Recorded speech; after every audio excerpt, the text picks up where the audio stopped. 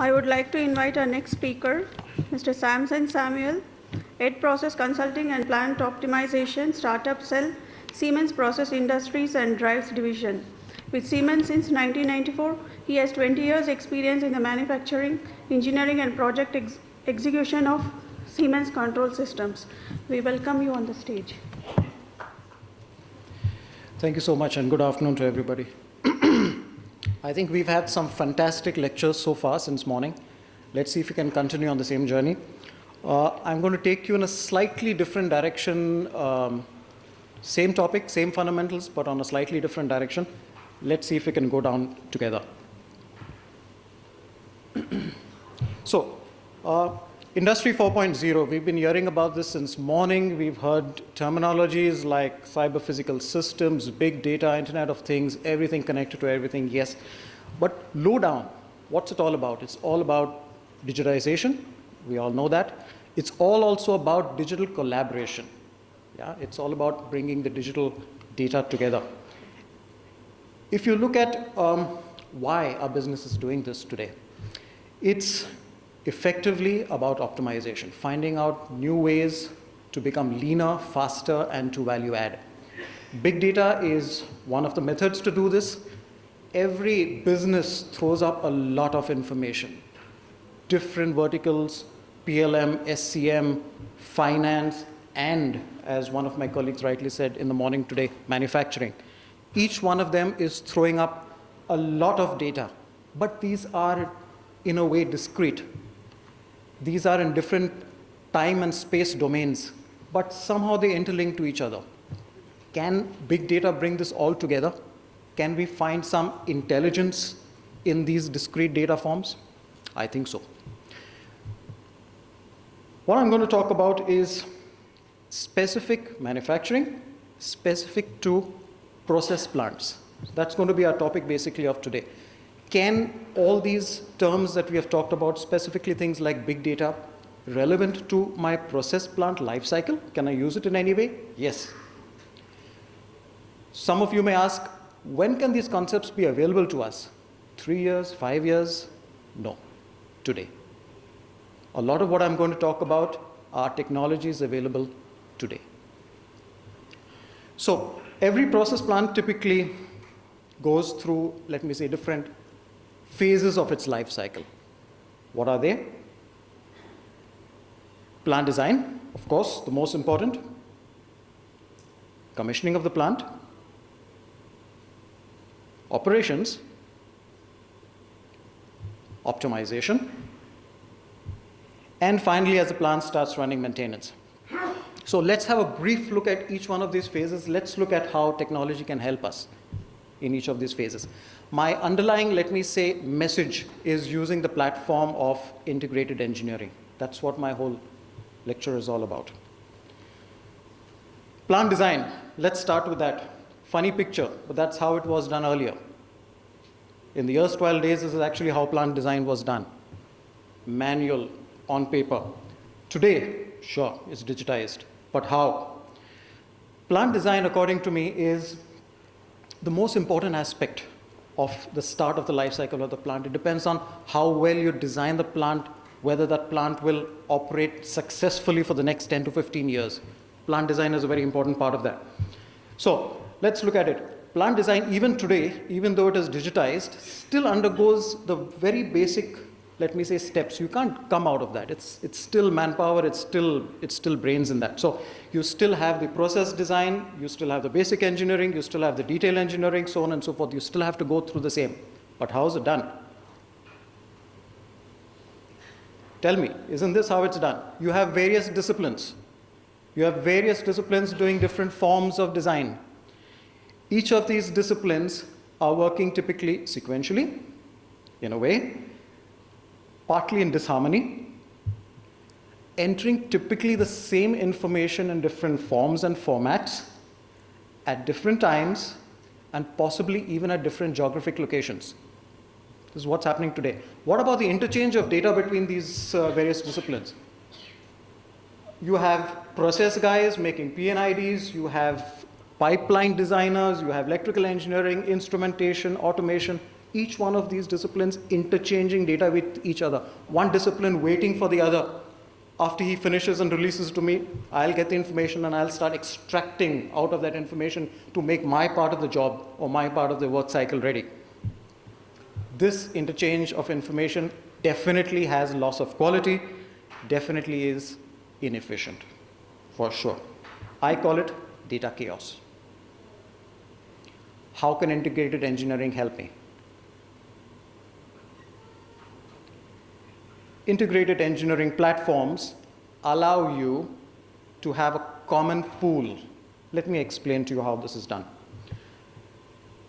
Every plant typically would start from a design phase, and from the design phase itself, you would start either in the form of process block diagrams, you may start in the form of even putting it into simulation tools. Today you can even simulate parts of the plant, part of the chemical reactions in tools like Aspen and HYSYS. That's the very first point when data starts forming into the plant. An integrated engineering tool will allow you to directly take the data from your simulator, pull it into the data engineering tool, and the first level of information is already in. Why should you lose that data? Somebody has already put in information into that tool. It comes into the integrated engineering tool. That's the first level of data.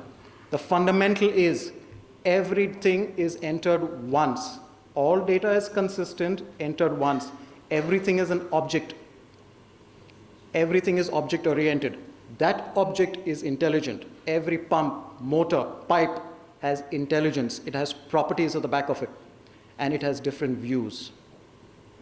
Which means that if you take an example of a PFD comes into the integrated engineering tool. I'm actually showing it as if it was a virtual screen, and that's how it works. You pull the PFD into the PNID tool, part of your PNID is already ready, because a lot of information about your reactors, the properties of your reactor, the size of your reactor is already in. Pull it in, part of your PNID is ready. Now the process guy starts populating the PNID, starts saying, okay, based on the flows that I need this pump, I need this valve, these are the properties of the pump, this is the MOC, these are typically the pipeline sizes. Data is again in, automatically in. Now, if electrical guy wants to now design his electrical diagrams, single or three-line diagrams, why should he start from scratch?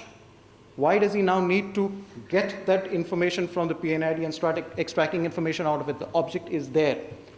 You pull the object from the PNID into the electrical workflow, the three-line diagram is already there. Your pump has already got properties at the back of it. You know what the motor size is. You typically know what the motor class is. You pull it in. Part of your three-line diagram is ready. What I'm trying to say is data should be entered once. It's all about consistency of data. It's all about non-redundant data. This also means that every object can be viewed by the different disciplines depending on their roles. The same object is viewed with different views. That means a pump looks in a PNID different. In the electrical diagram, it looks different. From an automation perspective, the DIs and DOs that you need for the pump automatically get populated. So all the information is there. The information is populated automatically. To a large extent, even if one discipline makes a change, if you change even a pump or a valve, automatically the data is automatically updated for all the disciplines simultaneously. So can you imagine the interchange of data, how easy and simple it is? This definitely avoids data chaos. Let me give you a simple example. With all this data and information inside, take a simple example of now you need to choose a flow meter.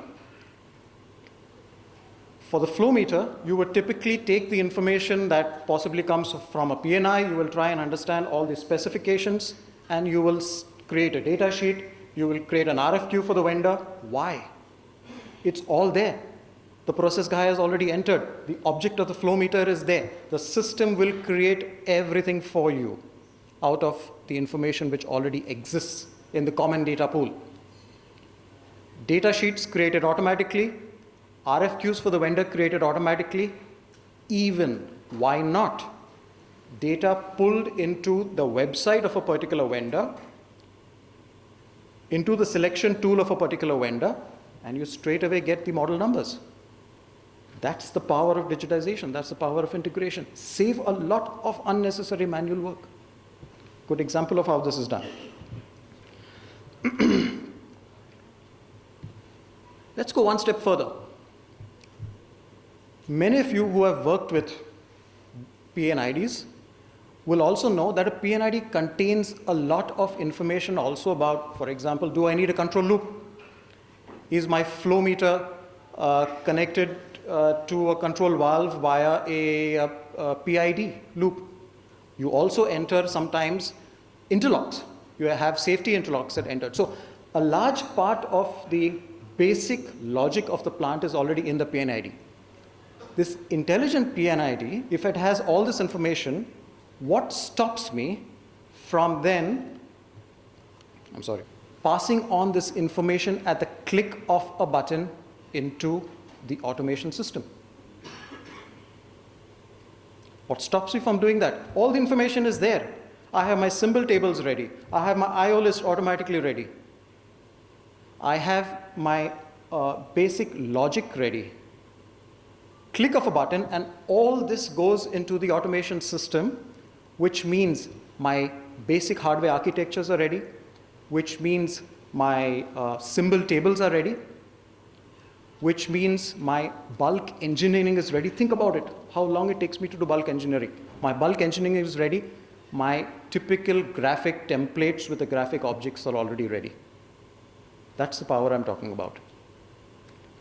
Everything integrated. We're talking about big data. That's what big data is all about. Everything integrated to each other.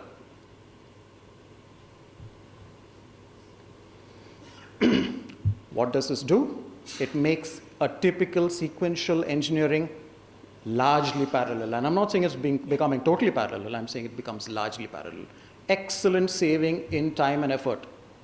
As my previous colleague said, why waste time on non-value adding stuff?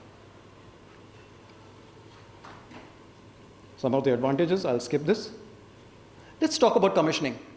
Don't you all think this is the way commissioning was done in the past? This is the way it's done today also, to a large extent. You want an efficient plant startup? You want a safe plant startup? You have to do a very thorough FAT. No way out of it. You have to do a thorough FAT yesterday, you'll have to do it today, you'll have to do it tomorrow. However, the yesterdays of FAT, what tedious. You have to go and simulate every single IO. Wastes a lot of time. You can't cover the entire, let me say, process operations of the plant. You will miss something, you'll have to leave something to commissioning. Not anymore.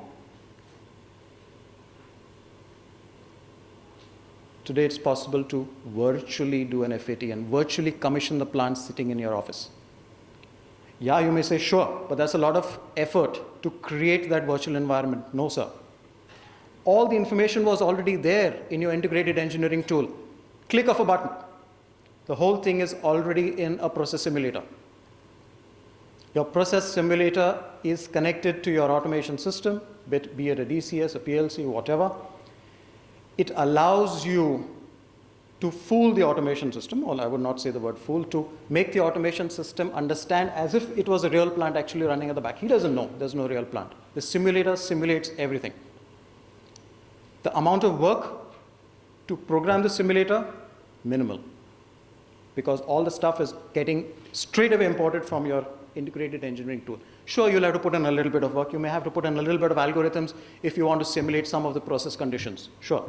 But the basic work is already done. That's big data. Again, some of the advantages of that. Operations. Commissioning done or commissioning nearly done. Plants going into operation. How many of you will agree with me? Once the plant is commissioned, will the plant remain static? Certainly not. Changes start happening from the very first day onwards. It should happen because that's how you optimize, that's how you modernize, that's how you expand plants. Changes are bound to happen. What would these changes result in? They will definitely result in a lot of new plant data and process data. Everything that you tweak. Your original documentation says that these are the set points. These are the alarms, these are the alarm limits. Is it going to remain the same? No, as you start running a plant, as you start optimizing, these things are going to change. As time goes by, what happens to the as-built and the as-is? The gap starts increasing. Do you really have the time and the discipline and the effort to keep engaging back with the as-built and make it as-is? Many people may say, yes, no, sir. It happens over a period of time, this gap starts increasing more and more. Why? When I have everything there, the integrated engineering system should, in that using the word integrated, talk back to your control system and understand what the changes are that you have done. And I'm talking about changes that take place not only in parameters, but also in physical equipment that you add. Why can't you read it back? Click of the button. Delta calculation. Read back. As is, as built. One click of the button. Why not? And it can. That's how it works. Just to give you an example of some of the things that are read back. Control parameters, limits, alarms, working areas, step sequences, measurement ranges. All read back as is, as built. That's the power. Besides changes, a lot of you would agree that as the plant progresses, you also optimize the plant. Yeah? You optimize the plant. Why? Every plant needs improvement in yield, less amount of waste, better energy management, so on and so forth. You use different tools for that. But effectively, what do you do finally at the bottom level? You start tweaking processes, you start changing parameters, you would even add a control loop here and there. Now, besides as-built, as is what I was talking about, this also is information, it's knowledge. It's done in one plant at one end of India, the similar plant coming up by the same customer in another sector of India. Is there synergies? Can I use that information and knowledge to apply it into my second plant? Yes. If it's all in the integrated engineering tool, you can save it as a knowledge base. You can reuse it. That's what optimization is all about.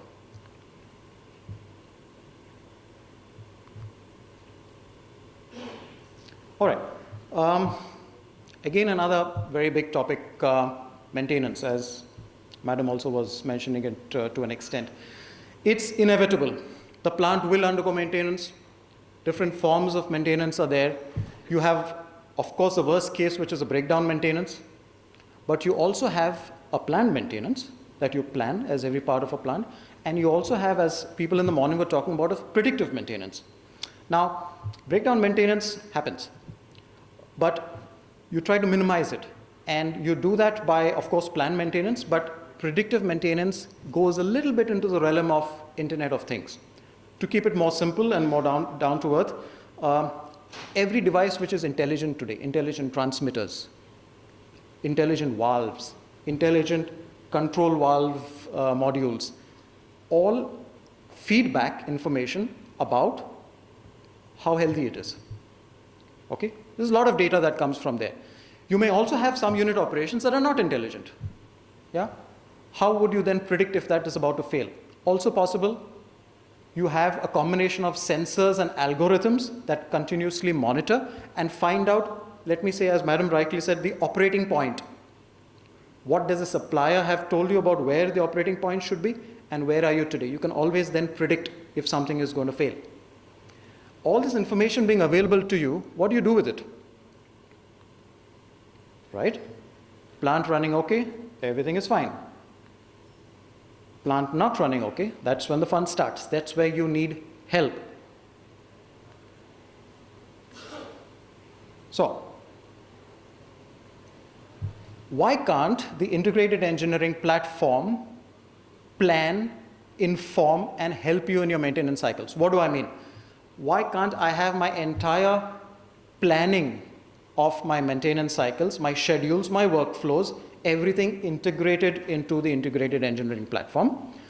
Predictive maintenance, information that is coming to me from the field into the DCS system, get passed on to the integrated engineering platform, and the integrated engineering platform in runtime, in real time, informs me through different ways and forms by means of a graphical information, what is it that's going to fail. Let me give you an example. Pump. Pump is about to fail. You have an algorithm that always talks about, let me say, the operating point of the pump. The DCS system comes to know through an algorithm and through sensors, this problem. Passes information back onto the integrated engineering tool. The PNID flashes. Possibly there's a workflow that gets triggered. The maintenance engineer in the field automatically gets a trigger, an alarm, and a workflow downloaded into his mobile device. And I'm not talking about high-tech stuff here. You don't need possibly an Apple iPad to walk around the whole plant. It could even be on your mobile phone. Very much possible. Yeah? Then, what is the effect of that? I mean, how is that going to help him? End result is that if you know something has failed, you need information immediately. The integrated engineering tool has all the information about the pump stored in its database. And I'm talking about manuals, I'm talking about spare parts, I'm talking about what workflow has to be done. It's all there, available, right? So from the integrated engineering tool itself, your pump is flashing, and I'm not talking about the DCS graphical screen, I'm talking about the engineering tool. Your PNID, your pump is flashing, or you have an alarm, click on the alarm, it goes to the PNID, shows you which item on the PNID is flashing, click on it, you get installation manuals, you get installation diagrams, you get spare parts, everything, workflows, everything available, ready online. And it is possible, because I've seen it, if your plant is already designed in 3D, and you have a 3D model of your plant, you can actually virtually walk through your plant up to the point of failure and have a look at what is there. You can see the pump in front of you flashing, as if you were actually standing in the plant. I have also seen you put on a set of VR glasses and you're actually in the plant. You can actually turn around and you can walk in the direction and you can actually go up to the point of failure, swipe the pump, you have the installation manual open in front of you, you have a spare parts manual open in front of you. It's technology today.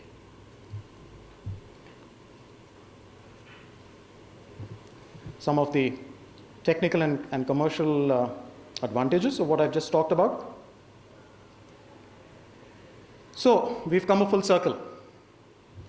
I hope I have been able to sort of put an idea in your head that what I've been talking about is nothing but a very practical aspect of Industry 4.0 that exists today. To give you a perspective, integrated engineering is, let me say, one of the first steps towards Industry 4.0, and it's there today. We'd be very happy to show it to you from Siemens. From us, we have this entire platform within our product portfolio. It covers the COMOS tool, which is the integrated engineering platform, has a magnificent, very, very powerful tool. And of course, our DCS, which is Somatic PCS7, both highly integrated, tightly integrated with each other. So I think I have reached the end of my presentation. Thank you so much. Thank you for this outstanding conceptual presentation.